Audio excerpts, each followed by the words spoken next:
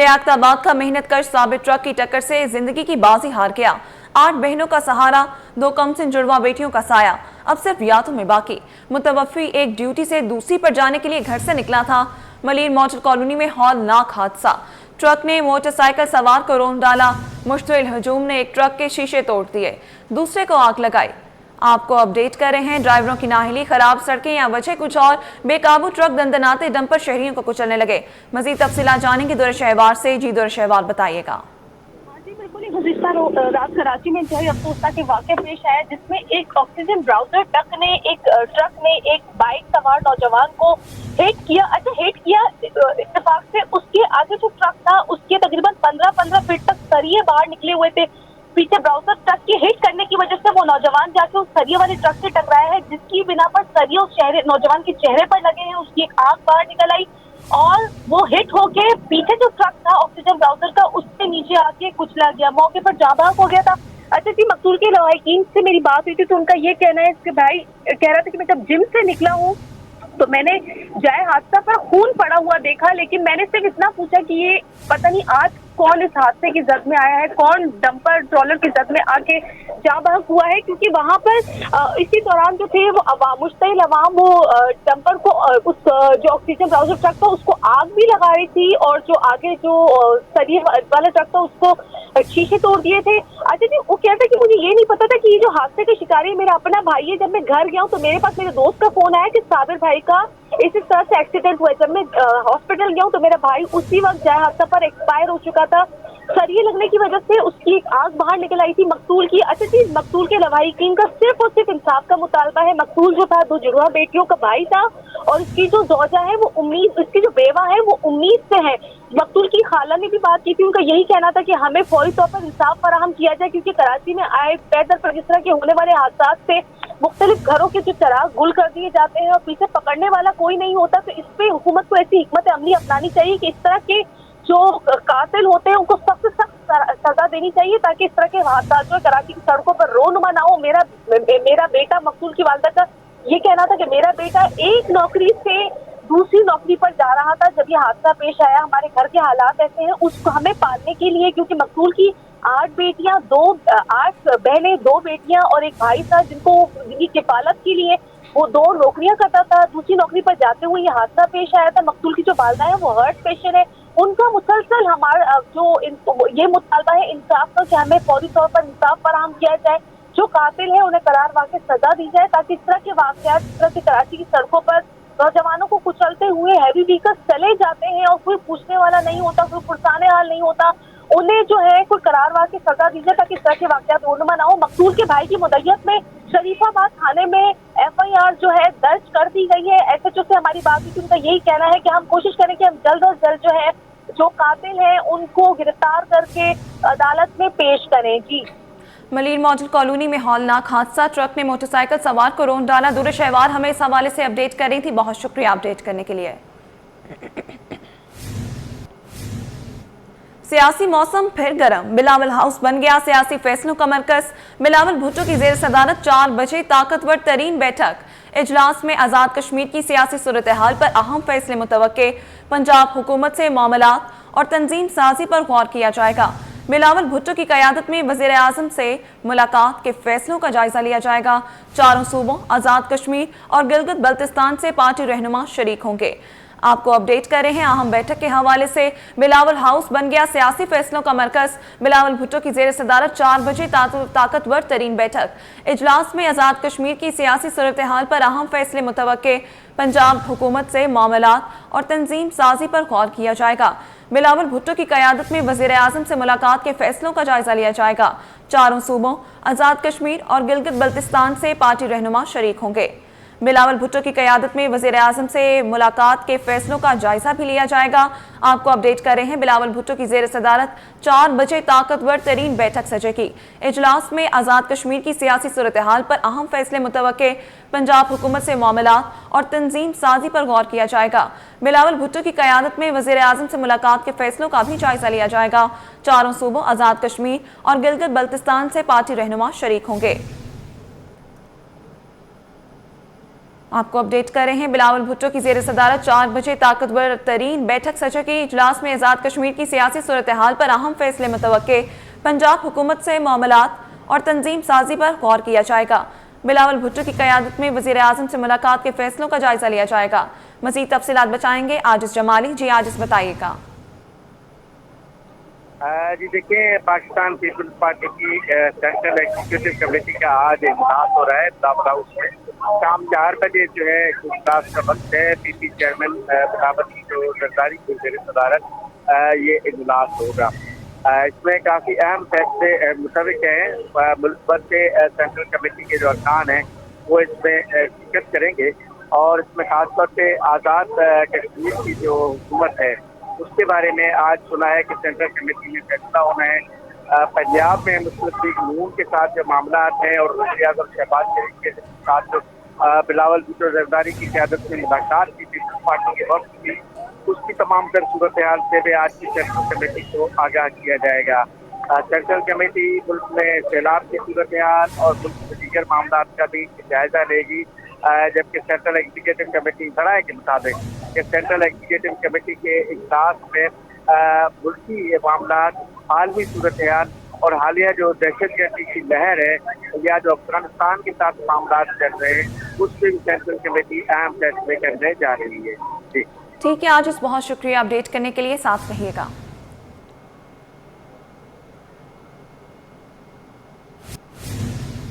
नाजरीन, सानहा कारसाज को 18 बरस बीत गए। पीपल्स पार्टी आज भी शोहदा की याद में यादगार शोहदा पर कुरान ख्वानी और दुआ का एहतमाम। कारसाज में जमहूरियत के मतवालों पर क़यामत टूटती थी। कारसाज के जख्म आज भी ताज़ा हैं। 18 अक्टूबर 2007 को तारीख का खूनी बाब रकम हुआ। पीपल्स पार्टी के कारकुन आज भी जमहूरियत के लिए पुराज़्म। शोहदा की याद में चिराग जलाए गए, दुआएं भी की गईं। सानहा कारसाज को 18 बरस बीत गए।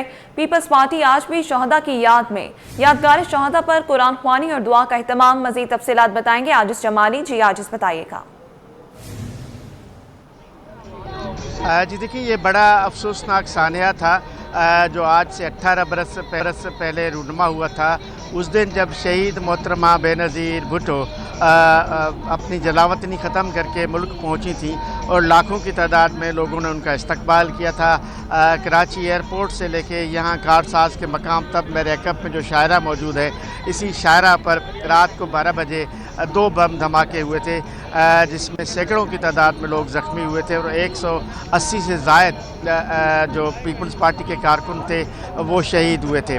इस वक्त मैं जो सानहा कारसाज की यादगार है वहाँ पर मौजूद हूँ। यहाँ पे सूबाई वज़रा आए हुए हैं। सूबाई वज़ीर सईद गनी ने इंतज़ामात का जायज़ा लिया और पूरे इसका दौरा किया, क्योंकि बताया जा रहा है कि पाकिस्तान पीपल्स पार्टी की अहम शख्सियात यहाँ थोड़ी देर में पहुँचने वाली हैं, जिनमें पीपल्स पार्टी के चेयरमैन बिलावल भुट्टो जरदारी की आमद भी यहाँ पर मुतविक है। पीपल्स पार्टी के दीगर रहनुमाओं की आमद भी जो है वो यहाँ पे शोहदा की यादगार पर मुतविक है। इसकी तैयारियाँ की जा रही हैं।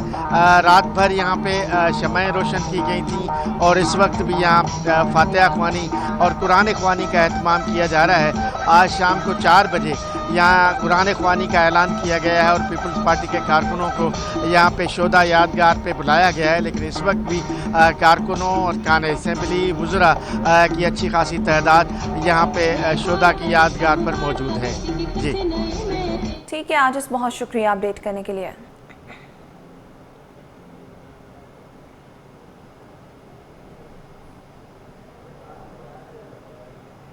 तालीमी इदारों में अनोखा स्कैंडल बेनकाब। जो ड्यूटी पर नहीं वो भी तनख्वाह ले रहा है। कराची में मफरूर और मुस्ताफ़ी असातिज़ा को तनख्वाहें मिलने का बड़ा इंकिशाफ। महकमा तालीम में माली बेज़ाब्ती का नया स्कैंडल सामने आ गया। मफरूर और मुस्ताफ़ी असातिज़ा की तमाम तनख्वाहें फौरी बंद की जाएँ। तमाम असातिज़ा के रिकॉर्ड और FO2 फॉर्म सर-ए-नौ चेक करने का हुक्म। आपको अपडेट कर रहे हैं। तालीमी इदारों में अनोखा स्कैंडल बेनकाब हो गया। जो ड्यूटी पर नहीं वो भी तनख्वाह ले रहा है। कराची में मफरूर और मुस्ताफ़ी असातिज़ा को तनख्वाहें मिलने का बड़ा इंकिशाफ। मज़ीद तफसीलात बताएंगे आज़ाद मोहड़ियो। जी आज़ाद बताइएगा।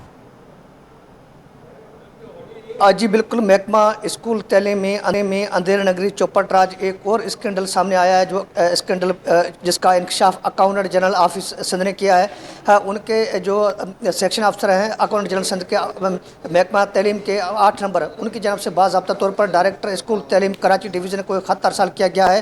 ख़त में लिखा गया है कि कई ऐसे असातिज़ा हैं जो मफरूर हैं और कई ऐसे असातिज़ा हैं जो मुलाजमत से मुस्तफ़ी हो चुके हैं, इस्तीफ़ा दे चुके हैं, उसके बावजूद उनको जो है तनख्वाहें अदा की जा रही हैं। इस हवाले से ख़त में लिखा गया है कि ये तनख्वाहें देने का अमल गैर कानूनी है। फौरी तौर पर महकमा स्कूल तैलीम यानी डायरेक्टर तैलीम इस अमल की तस्दीक का रिकॉर्ड चेक कर रिकॉर्ड की चकास करे कि कितने असातिज़ा जो है मफरूर हैं, कितने जो है जो मुस्तफ़ी हो चुके हैं। उनका जो FA2 फार्म है वो भी जो AG सिंध को अरसाल किया जाए। इसके साथ साथ जो मुलाजमिन इस वक्त ड्यूटी कर रहे हैं असातिज़ा, उनका भी FA2 अपडेट करके जो मुतल्लिक़ ज़िम्मेदार अफसर है उनसे तस्दीक करवा के अकाउंटेंट जनरल सिंध ऑफिस को अरसाल किया जाए। उन्होंने ख़त में ये भी लिखा है कि इस तरह की गफलत के बायस जो कई ऐसे असातिज़ा हैं जो इस वक्त भी महकमा स्कूल तैलीम से तनख्वाहें हासिल कर रहे हैं, लेकिन वो कई मफरूर हैं, कई जो है मुस्तफ़ी हो चुके हैं, उसके बावजूद इनको तनख्वाहें अदा करना गैर कानूनी। फौरी तौर पर इस मामले को देखा जाए और इसको देखने के साथ साथ अकाउंटेंट जनरल सिंध को इसका पूरा जो रिकॉर्ड है वो अपडेट आगाह कर दिया जाए। जो FA2 जो फार्म है उसके शक्ल में AG सिंध को आगाह किया जाए। इस हवाले से महकमा स्कूल तैलीम के डायरेक्टर को सख्ती से पाबंद किया गया कि इस तरह के अमल को रोकने के लिए जो AG सिंध की जानब से ख़त अरसाल किया गया, इस खत पर जो फौरी तौर पर अमल दरामद को यकीनी बनाकर इनके खिलाफ न सिर्फ कार्रवाई की जाए, इसके साथ साथ उनकी तनख्वाहें फौरी तौर पर बंद करके AG सिंध को आगाह कर दिया जाए। जी ठीक है आज़ाद, बहुत शुक्रिया अपडेट करने के लिए।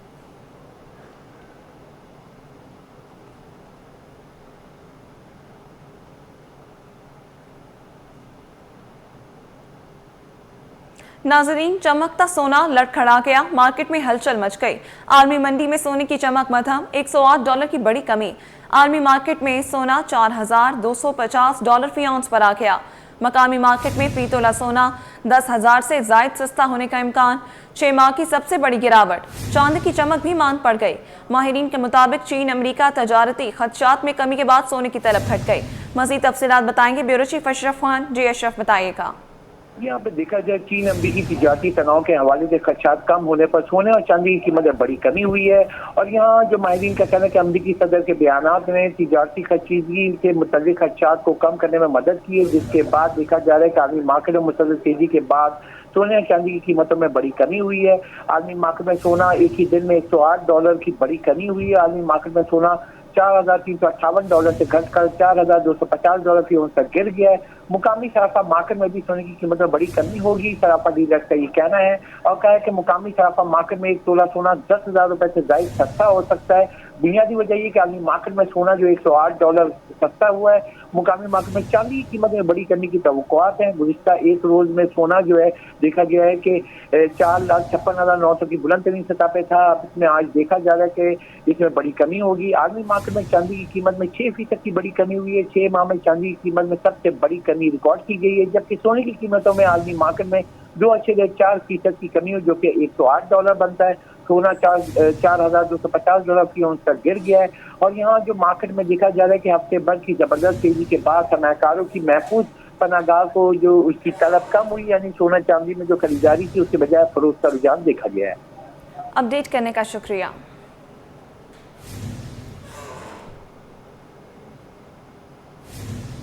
अब खबर शामिल करें मौसम के हवाले से, तो आपको बताएं शहर कायद में दिन में मौसम गर्म और खुश्क, रातें खुश्क होने लगी।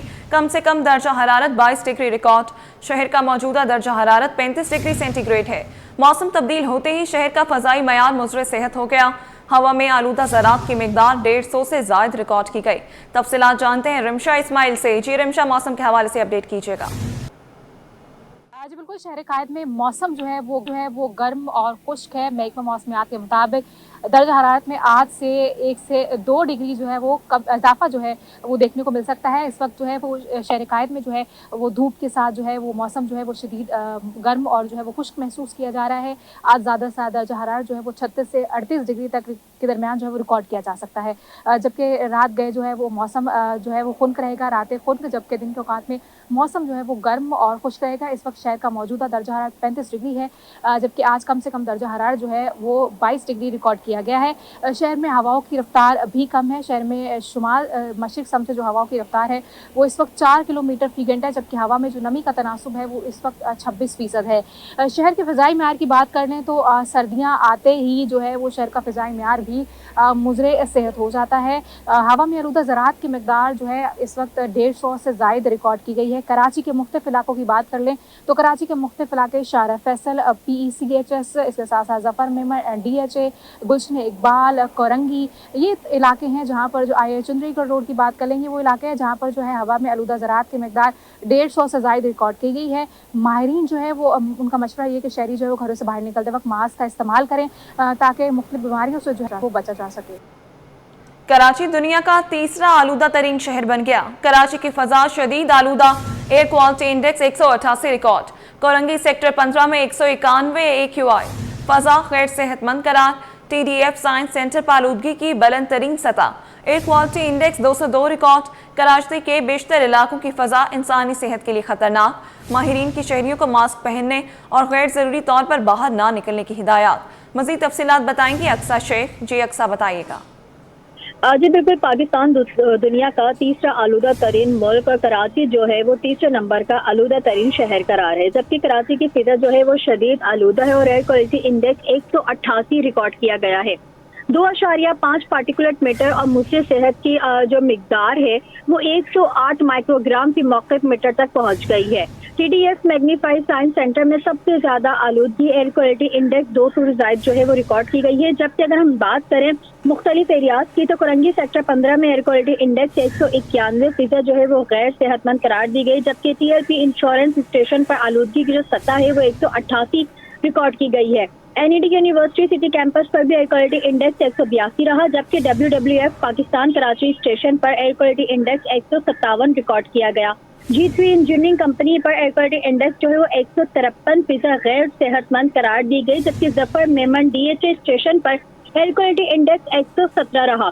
माहिरीन ने शहरियों को बाहर निकलते वक्त मास्क पहनने की हिदायत दी है, क्योंकि हवा में मुदर ज़र्रात की ज्यादती से सांस के मरीजों को खास एहतियात की जरूरत भी बताई गई है। जबकि अगर हम बात करें दुनिया भर में हर साल आलूदा हवा के बाइस 8.1 मिलियन अमवात रिकॉर्ड की गई।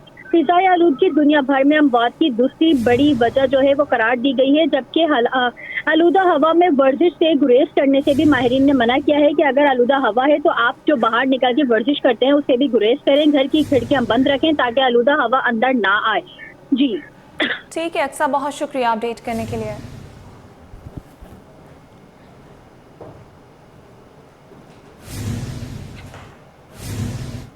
सरकारी अराजी पर कायम गैर कानूनी अफगान बस्ती मिसमार करने के लिए ग्रांट ऑपरेशन का तीसरा रोज हैवी मशीनरी से मकानात गिराने का सिलसिला भी जारी।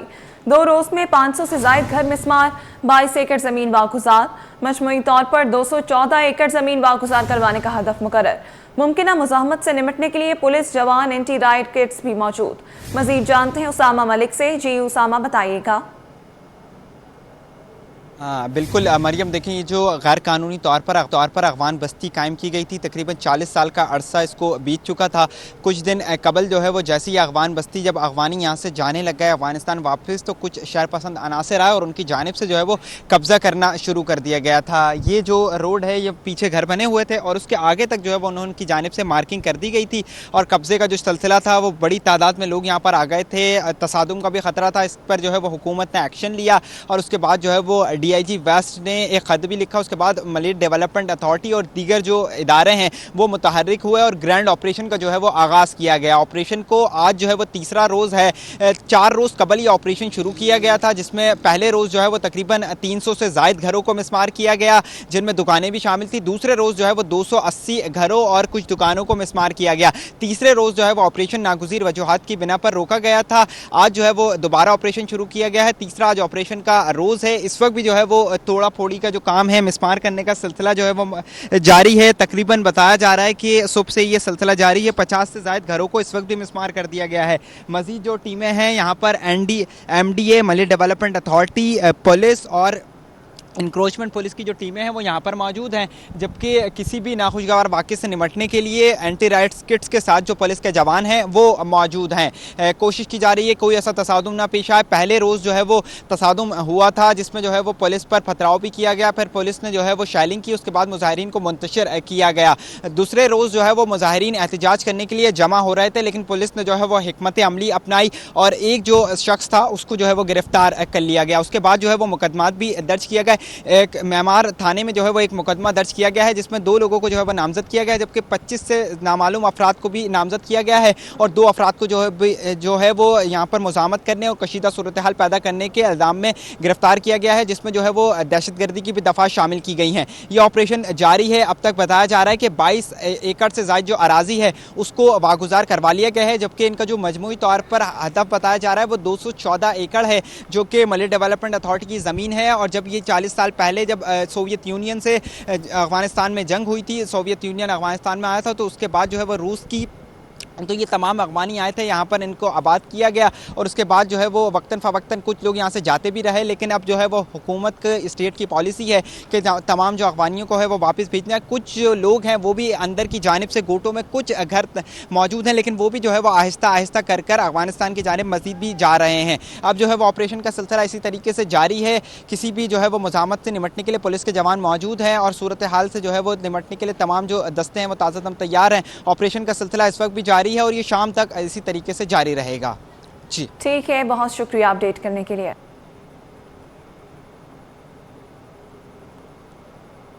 कराची पुलिस में बरसों से तरक्की के मुंतज़िर अफसरान के लिए खुशखबरी। डीएसपी के अहदे पर तरक्की के लिए 150 इंस्पेक्टर्स के नामों पर फैसला कर लिया गया। FIA, anti corruption special branch समेत दीगर इदारों को एहलकारों की इंक्वायरी के लिए खत इरसाल कर दिया गया। इदारों से क्लियर होने के बाद इंस्पेक्टर्स को तरक्की दी जाएगी। मजीद जानते हैं मिराज अख्तर से। जी मिराज, आगाह कीजिएगा। जी बिल्कुल, आजकल सिंध पुलिस पर जो है प्रमोशंस की बहार है, क्योंकि हम पहले ही देखते थे माजी में कि 20-20 साल और 18-18 साल जो है वो प्रमोशंस नहीं होती थी, लेकिन IG सैयद गुलाम नबी मेमन साहब ने जो है इस दफ़ा बहुत ज़्यादा एक्टिविटी दिखाई है और अब जो डिपार्टमेंटल प्रमोशन की जो कमेटीज़ हैं वो अपना वर्क कर रही हैं और अब जो लोग बेचारे बरसों से मुंतज़िर रैंकर्स बैठे हुए थे पुलिस में, उन सब की मुराद भी बर आ रही है। तो अब फैसला किया गया है कराची में और सिंध में मजमूई तौर पर 150 इंस्पेक्टर्स को DSP के ओहदे पर प्रमोशन देने का फ़ैसला किया गया है और इसके लिए उनकी लिस्टें भी जारी कर दी गई हैं। उससे मुतालिक जो है central police office IG office से जो निकलने वाला लेटर है वो सिटी 21 ने हासिल किया है। इसके साथ साथ वो लिस्ट भी हासिल की है जिनमें अफसरान के नाम शामिल हैं। तो ये तकरीबन 150 इंस्पेक्टर्स हैं जिनका प्रमोशन ड्यू था और तकरीबन वो जो है गुज़िश्ता 10 सालों से इंतज़ार कर रहे थे कि वो अगले ओहदे पर तरक्की पा सकें। तो अब उनकी मुराद बर आई है। अब इस हवाले से जो है वो IG ऑफिस से एक लेटर निकला है और ये ख़त लिखा गया है डायरेक्टर FIA DG FIA को लिखा गया है, चेयरमैन एंटी करप्शन इस्टेब्लिशमेंट को लिखा गया है और DIG जो मोटरवे पुलिस है उनको भी लिखा गया है और दीगर अफसरान को ख़त लिखा गया है जिसमें तफसीलात इन अफसरान के वाले से मांगी गई हैं। इनका क्रिमिनल रिकॉर्ड मांगा गया है, इनका ये रिकॉर्ड भी मांगा गया है कि कभी किसी वक्त में ये अगर किसी इंक्वायरी की जद में रहे, किसी इल्ज़ाम की जद में रहे तो उस इंक्वायरी का क्या हुआ, वो कैसे डिस्पोज हुई या नहीं हुई। बहरहाल इन तमाम तफसीलात के हवाले से जो ये ख़त लिखा गया है इदारों को और उनसे इनकी तफसीलात मांगी गई हैं और इनकी तफसीलात के आने के बाद जो है DPC होगी, डिपार्टमेंटल प्रमोशन कमेटी जो है वो उसके बाद अपना फ़ैसला करेगी। अगर ये अफसरान किसी भी इंक्वायरी की जद में नहीं है और इनका रिकॉर्ड वो बिल्कुल साफ़ है तो उसके बाद इनको प्रमोशन दे दी जाएगी DSP के ओहदे पर। और अगर इनमें से कोई भी किसी भी इंक्वायरी की जद में निकलता है या किसी क्राइम में मुलविस निकलता है माजी में तो उसकी प्रमोशन को रोक लिया जाएगा। इसके साथ साथ जो है वो जो शीट ब्रांचेज़ हैं मुख्तलिफ SSP ऑफिस में और DIG ऑफिस में, उनको भी ये बताया गया कि इन 150 अफसरान की जो सर्विस बुक है वो भी जो है वो जमा कर ली जाए और उसको भी मुकम्मल तौर पर चेक किया जाए ताकि इनकी DPUC हो सके और उसके बाद इनको अगले ओहदे पर यानी कि DSP के ओहदे पर तरक्की दी जा सके। आगे बढ़े और आपको बताएं, फायरिंग से 9 साल के बच्चे समेत 3 अफराद के कत्ल के मुकदमे की समाअत एडिशनल डिस्ट्रिक्ट एंड सेशन जज बस्ती ने 2 मुल्जिमान को उम्र कैद की सजा सुना दी। मुल्जिमान पर भारी जुर्माना भी आयद कर दिया गया। मज़ीद तफसीलात बताएंगे जवाद आसिफ। जी जवाद, बताइएगा।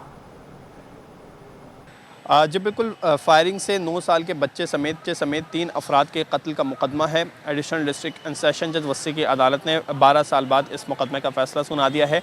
अदालत ने 2 मुल्ज़िमान को उम्र कैद की सज़ा सुना दी है। इन मुल्ज़िमान में तनवीर और आमिर शामिल हैं, जबकि अदालत ने इक़दाम कत्ल की दफ़ा में मुल्ज़िमान को मज़ीद 5 साल कैद की सज़ा सुनाई है और मुल्ज़िमान पर फ़ी कस 2 लाख रुपए जुर्माना भी आयद किया गया है। अदालत ने हुक्म दिया कि ये जुर्माना मक़तूलीन के वुरसा को अदा किया जाएगा। ट्रायल कोर्ट ने पहले भी इन मुल्ज़िमान को सज़ाएं सुनाई थी, ताहम मुल्ज़िमान ने ट्रायल कोर्ट के फ़ैसले के ख़िलाफ़ सिंध हाई कोर्ट से रुजू किया था। फिर सिंध हाई कोर्ट ने दोबारा ये केस ट्रायल कोर्ट मुंतकिल करते हुए फ्रेश ग्राउंड्स पर फ्रेश ट्रायल चलाने का हुक्म दिया था और फिर एक बार फिर इन मुल्ज़िमान को सज़ाएं सुना दी गई हैं। इस्तग़ासा के मुताबिक जो है वो अब्दुल्ला कॉलेज के करीब मुल्ज़िमान ने अक्टूबर 2013 में फायरिंग की थी, जिसके नतीजे में 3 अफराद जाँ बहक हुए थे। मुल्ज़िमान के ख़िलाफ़ थाना पापोश नगर में ये मुकदमा दर्ज किया गया था। पाकिस्तान स्टॉक एक्सचेंज में कारोबारी हफ्ता, कभी तेजी कभी मंदी। 100 इंडेक्स में 708 पॉइंट्स का इजाफा, मगर सरमायाकार मोहतात रहे। मार्केट 0.39% इजाफे से 1,63,806 पॉइंट्स पर बंद। हफ्ते के दौरान 277 अरब रुपए मालियत के 9.13 अरब शेयर्स का कारोबार। मार्केट कैपिटलाइजेशन में 97 अरब का इजाफा, मजमूई मालियत 18,968 अरब तक पहुंच गई। मजीद जानते हैं ब्यूरो चीफ अशरफ खान से। जी अशरफ, बताइएगा।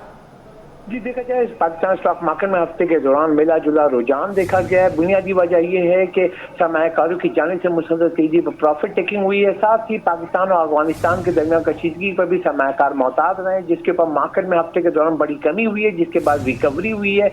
माशी अदद शुमार पर रिकवरी पर एक हफ्ते में 100 इंडेक्स 708 पॉइंट का इजाफा रिकॉर्ड किया गया और एक हफ्ते में 100 इंडेक्स 0.39% इजाफे से 1,63,806 की सतह पे बंद हुआ है। हफ्ते में देखा जाए एक 100 इंडेक्स की बुलंद तरीन सतह 1,67,561 और कम तरीन सतह 1,57,678 रही है। एक हफ्ते में 277 अरब रुपए मालियत के 9 अरब 13 करोड़ शेयर का लेन देन हुआ है और एक हफ्ते में शेयर की कीमत बढ़ने पर मार्केट कैपिटलाइजेशन 57 अरब रुपए बढ़कर 18,968 अरब रुपए पर पहुंच गई है। और बुनियादी वजह ये कही जा रही कि एक हफ्ते में सरमायाकारों की जाने से जो प्रॉफिट टेकिंग हुई तो मार्केट में तकरीबन 9,500 पॉइंट की रेंज बैंड में कारोबार किया गया है। ठीक है अशरफ, बहुत शुक्रिया अपडेट करने के लिए।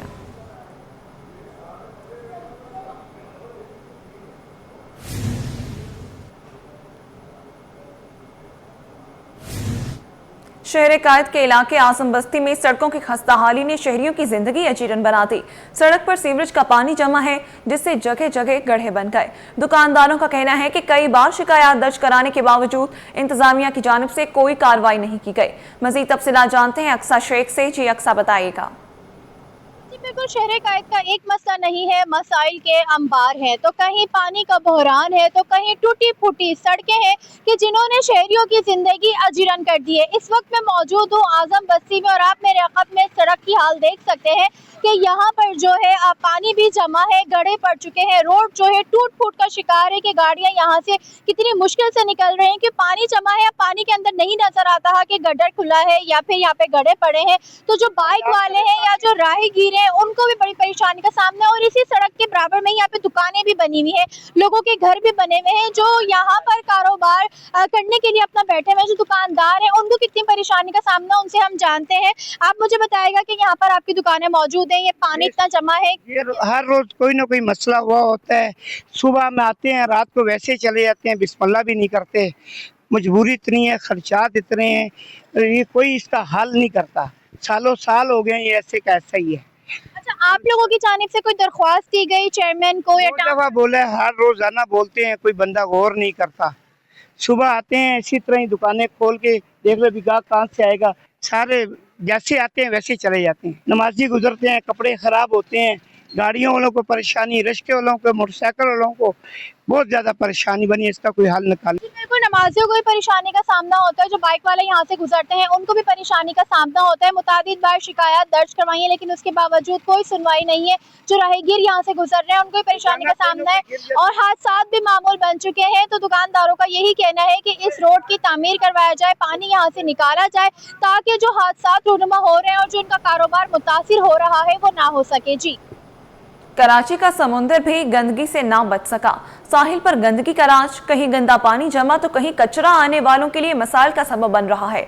इसी हवाले से जानते हैं दुआ शकील पराचा से। जी दुआ, बताइएगा। मैं सीवी में मौजूद हूँ, जहाँ पर मेरे कैमरामैन मनाना अगर आपको दिखा सकें तो शहरियों ने जो है समुद्र को भी कचरे से नहीं जो है वो छोड़ा, और यहाँ पे भी गंदगी जो है इस कदर है। यहाँ पे लोग, यहाँ पे शहरी यहाँ पर आते हैं अपना वीकेंड अच्छा गुजारने के लिए। यहाँ पे भी जो है कचरा इस वक्त मचा हुआ है और गंदगी भी है इस वक्त। इसी हवाले से हमारे साथ यहाँ पे शहरी भी मौजूद है, इनसे जानते हैं कि सीवियों को भी शहरियों ने नहीं छोड़ा, यहाँ पे भी कचरा वगैरह फेंकते हैं, गंदगी होती है, तो क्या कहेंगे इस बारे में? ये लोग आते ये कोई बड़ाई कर रहे हैं, इधर से भी कचरा बना हुआ है और लोग चीजें फेंक के कचरा वगैरह फेंक देता है। ये सामने नाला गया हुआ है, वहाँ से बदबू आती है। उधर गया हुआ है, 2-3 नाले छोड़े हुए इधर, ये भी बना रहे कुछ। जी बिल्कुल, इस वक्त हमारे शहरी मौजूद है। ये एक ऐसी जगह है जहाँ पर फैमिलीज वगैरह आती हैं अपने बच्चों के हमरा घूमने फिरने के लिए और यहाँ पे एंजॉय करने के लिए, बट यहाँ पे भी गंदगी होती है, तो इसके ऊपर एक जानने को जो है वो एक्शन है। ऑनलाइन बाइक राइडर्स ने पेट्रोल की कीमत में कमी को नाकाफी करार दे दिया। कहते हैं महंगाई बहुत हो गई है, आमदनी का अब भी बड़ा हिस्सा पेट्रोल पर ही खर्च होता है। मजीद जानते हैं वसीम इफ्तिखार से। जी वसीम, बताइएगा।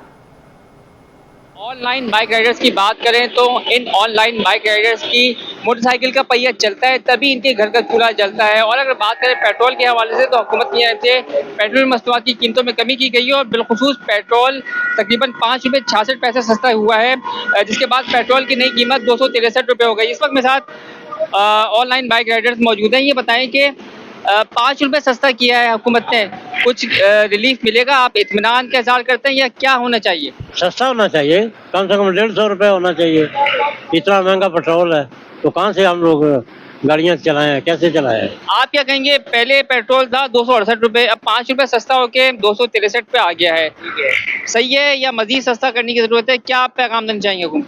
पहले तो मैं पैगाम देना चाहता हूँ कि पेट्रोल जब बढ़ाते हैं तो 5 रुपये 10 रुपये करके बढ़ाते हैं, लेकिन जब गिरा रहे हैं, पहले 2 महीने पहले इन्हें बढ़ाए हैं कंटिन्यू, अब जा रहे हैं 5 रुपये का, इसका क्या मतलब हुआ? इसमें हमें तो कोई रिलीफ नहीं मिला ना, हमें तो वही मिल रहा है जो मिलता है। 5 रुपये इन्होंने करेंगे, इसके पीछे उन्होंने 10 चीज़ों का रेट बढ़ा दिए हैं, उसको भी तो कम करें ना। पाकिस्तान ने महंगाई जो है वो यहाँ पहुँच गई है और आप सेल नहीं यहाँ दे रहे हो, हर चीज़ को देखो, आप मैनेज करो। तेरी गुफ्तगू हुई और इनका कहना है कि जो हुकूमत ने रिलीफ दिया है वो इंतहाई मामूली रिलीफ है।